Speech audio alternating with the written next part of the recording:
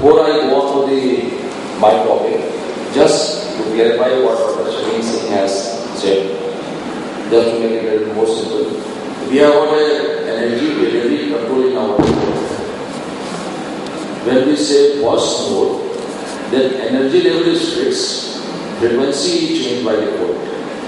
That means if I'm just crossing the groove, the burst will come slowly. As you keep on pressing, burst will keep on coming closer. When you press it full, all of them will become continuous. While in a pulse mode, frequency is fixed and energy you are controlling by your proprietor. That means when you press a little bit, 10% energy, little more, 20%, little more, 30%. So in one, energy is being controlled by the foot. In another, the pulses gap is being controlled by the foot. So that is what is the difference between a pulse mode and a pulse mode. And because it delivers full energy in one go, in a pulse mode, so this technique can be used for direct chop in a hard cataract. Otherwise, because the cataract density varies, it's not same. So usually we do not use pulse mode because the density is varying. But in a hard cataract, it was all hard, so we use the pulse mode. And when we talk about the duty cycle, you can understand that it is pulse within the pulse. So both pulses are fixed, they are same gap, equal amount of energy, equal amount of gap. But these pulses you can further subdivide into smaller pulses depending on the gap you want to keep, they will be recycled. So now I come on to our topic of surge. As we all know that sudden withdrawal of the fluid from the anterior chamber is what we call as surge. I will repeat a little bit what has been repeated. And this will depend upon inflow and outflow. Outflow is through the wound, which may be from the main port and a side port, and through the tip, which depends upon the compliance of the system, the flow rate, and the vacuum setting you have done, and also how good the machine is controlled. So there are three parameters: inflow, outflow, through the wound, through the tip.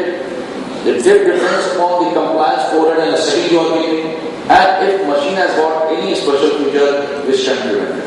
That is what is the whole crux of the matter, how to do a good surgery. Inflow, of course, will depend upon bottle height. You can use the TUR set to increase the inflow. You can use the anterior chamber material from this side port. Or you can have like the fish pump which was advised by the Amar Agarwal. And now there are many machines, newer machines which actually give a positive pressure in the system so that a lot of fluid is coming.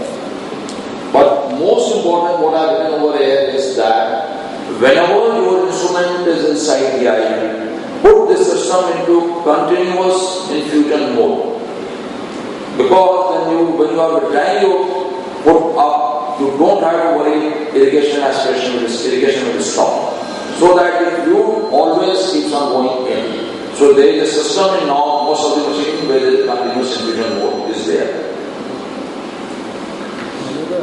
Outflow, if there is a too tight wound, too loose wound, premature injury, so these all may create a problem for your units, either by decreasing the inflow or by leaking out.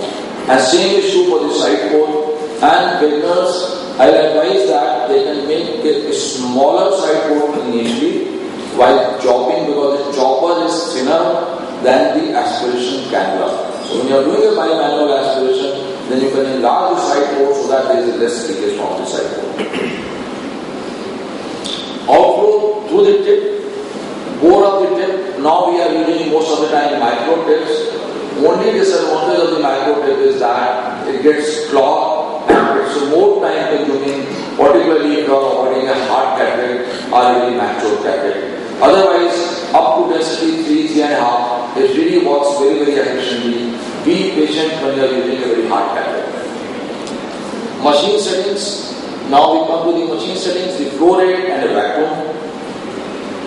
And compliance and hysteresis, there are two terms which can be understood. You are seeing this, the property of the tubing to collapse under pressure is called compliance. Once the strip is occluded and vacuum is created, this tube collapses. And once this tube, the pieces go in, this will come back when it's coming back, this can be called as hysteresis. If it comes back slowly, or it comes back faster, will also determine how much the surge is going to affect your anterior channel.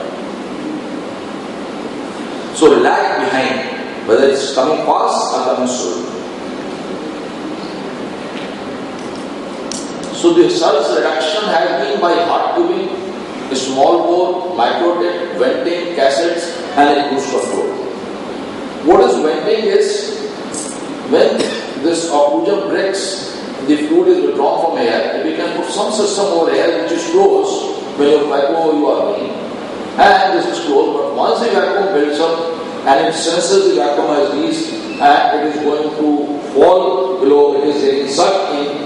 These walls open and supply the fluid from here, which maybe they can supply the air or they can supply the fluid. And the best system is probably air and fluid combined, where air is kept with the pressure and fluid comes in. So you take care of both of them. So even the machine has got air and fluid both, where air is kept under pressure and the fluid comes into the system. So this was the compliance was these tubings, though the tubings which are attached to the vacuum, we have made it harder and smaller so that they don't collapse. But this tubings was not possible to make them harder because they have to go on the roller. These are very big tubings which are put over here. And this compliance, to take care of this compliance, we have inserted in between a cassette which is hard, so that this part of the compliance can be taken care of. So all the neuro machine you can see over here, there is a tube which goes on to the tubing. Then this is the cassette from which the system is coming out. So all the neuro machines are more or less virtually put on a cassette to take care of the compliance of this system. And the fluid is supplied from this area. Now the surge, because we set up with parameters, we want a wider bore to hold the vacuum fragments. But the surge will also depend upon the bore. Like when you are using irrigation aspiration, bore size is 0.3, size is less. And use a bigger bit because the setting 26, it is not sensing what size you are using. So what we had to say, we can do vacuum excavation from 0.3 to 0.2 tip. The surge will be virtually not there because it can't suck the fluid so fast from that system. And the narrowness of the system anywhere is which decides how much surge will be there. So what this cruise control has done, this is the system, this is the real picture, and this is the diagram. So this is the 0.5 tip or 0.7 tip, whatever you are using. Now we don't want these pieces to clog the narrow part. So there is a mesh over here. So the vacuum fragments are brought, they get entangled in this mesh, only the fluid goes from here. So this has been made 0.3, this is 0.7. So this is what they call as a cruise control, so that the surge will be according to 0.3, but the vacuum pieces will be taken down to 0.5. This can be used in any system. This is separate unit which is available in the market, but it was primarily made, came out with the Stellaris machine, which is a Bosch norm because of the high vacuum settings, very high flow rate in that system. And then surge, as we talked about, depends upon the vacuum and the flow rate. And when the occlusion is breaking, at that time, what are the settings? So now, if we can have a system where we can lower the setting once our job is done. So this is what is a case volume. I just will not go into the terminology. I'll just explain you. If I keep my settings very low, the process is very painful. So here is the trade-off between efficiency and the safety. So I want that the vacuum should build up very fast. So I go with a very fast settings over here and I reach over here. Now once I reach over here, I want to stay there for 10 to 20 microseconds till my fragments are broken, which I can decide for how long I want to be there. Then I want that this machine can now lower up the parameter. So suppose I keep the 600 vacuum and a 50 flow rate over here, and I keep 440. So as soon as a given time is gone, it senses the occlusion is about to break. The surge component, the settings in the machine fall down to 400 or 200 or whatever you have kept by reversal of pump. is sucking this way, it will get enough fluid to maintain it at now, the system at 400, not at 600. So that the surge what you will get is what it is at 400. So that this comes at this is what they call as safe landing. And as soon as it goes down below this level, these parameters will start working, start building like this. So only at given that particular moment of time when the surge is going to be effective, it lowers the parameter, and then again as soon as it come below that level 400, it will start going at a high level. So this machine, this is what is a picture of a solvent, and this is really very, very effective. And this is what they have tried to show, how this, when the full occlusion has taken place, and if the system was at the same setting, the surge component will be this much. But if it has already lowered the parameters, then the surge component will be this. So you can lower the parameters before the occlusion breaks by reversal of form. So this is the reason that the newer machine we operate at a 600 vacuum without having any surge, because it keeps on sensing, it has got a second safe landing area, it keeps on sensing. The same thing can be done by what we call as a dual linear foot control. If you see this has got one vertical component when we are going down and one horizontal component. So normally when you go down, you can go down like this at 400 and 400 to 600 you can go like this. Now once you feel the occlusion, because you can visualize the occlusion is going to break, you come to this level at 400 level. So that the same purpose what the machine was doing, now you can do with the foot control. So this is what is a dual linear foot control. And this is now the latest machine, Centurion. Because initially all the fluid was gravity fed. Gravity fed, suppose I want a IOT over there. Now if I keep, say, every foot is equivalent to 22 millimeter of mercury. So if I keep a 5 water line, actually IOP inside will be 100. So the normal safe IOP will be water height of 2 to 3. But this parameter settings which you are having, sometimes they put the water height very high.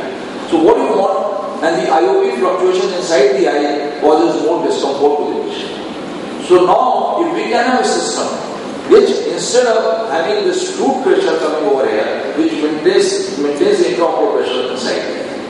So this is what they have achieved, because the irrigation system is compressed like a siphon. It is compressed on the one side, it senses, and it always maintains a given IOP inside. If you look over here, this is like this, and if you maintain this IOP of 60 millimeter, so as soon as it won't fluctuate the IOP much. So it's a very good system. Otherwise, you have to keep 100 bottle height very high. So this is a system where instead of having the fluid gravity fed, it is the system where there is irrigation line and aspiration line. Both of them have got a system. And they can assess how much fluid is losing from there and what is the IOP inside. And they keep on maintaining the intraocular pressure. It gives an excellent control of the intraocular pressure and the very good maintenance inside the channel.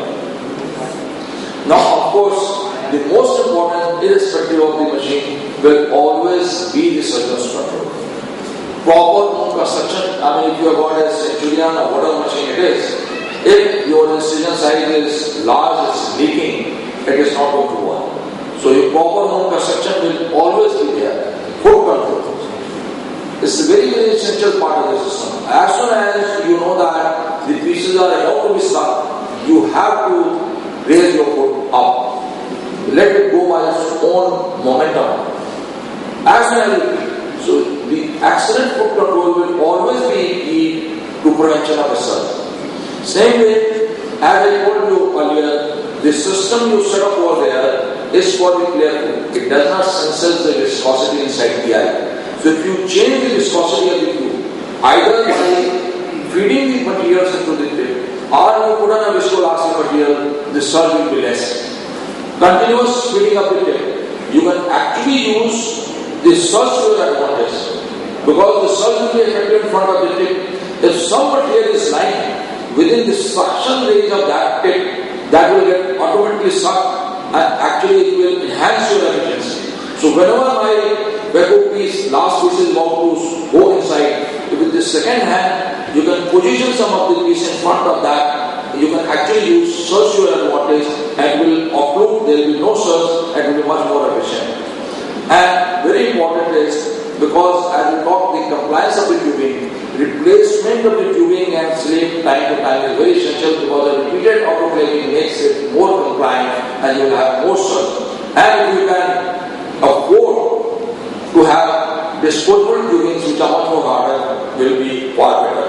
And always you should have an anticipation that this is the patient where you are going to have more search. So be careful. What are the patients, what are the type of cataracts you are going to have no problem. And these serves.